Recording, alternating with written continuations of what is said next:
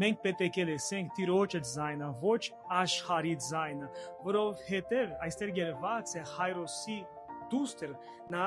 մեխամեծ էր, նա հիվանդ էր եւ նա խնդրեց, որ Հիսուս դիպիչի նրան, որ նա բուժկվի։ Եվ Հիսուս գնաց նրա հետ եւ գրված է այստեղ ճանապարհի մեջ մի մարդ եկավ եւ ասաց մի բան, հետաքրքիր է ինչ գրված է այստեղ, գրված է ժողովրդապետի տանից եկամ ու ասացին աղջիկա մեռավ։ Ինչու ես վարդապետին նեղություն է տալիս։ Այսինքն վերջ ժամանակի վրացելը ոչ մի բան չես կարող անել, բայց երված է Հիսուս ասաց նրան. մի վախենա, միայն հավատա։ Բարեկամները, մեզ համար աշխարհում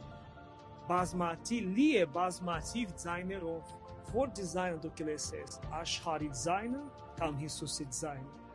Աշխարհի ձայնը ասում է, դու չես կարող, դու երբեք չես հարթի, դու չես հազնի, դու չես բուժկվի աշխարհի ձայն, բայց Հիսուսի ձայնը ասում է մի վախենա, մի վախեցիր, գրված է մի վախեցիր, միայն հավատա, որոշեք այսօր անդրել Հիսուսի ձայնը լսեք միայն Հիսուսի ձայնը, որ դու առաջ գնաս։ Հիսուս ասաց նրան մի վախեցիր, միայն հավատա, աշխարհի ձայնը ասում է դու չես կարող, նա հիվանդ է, ոչ մի բան չի կարող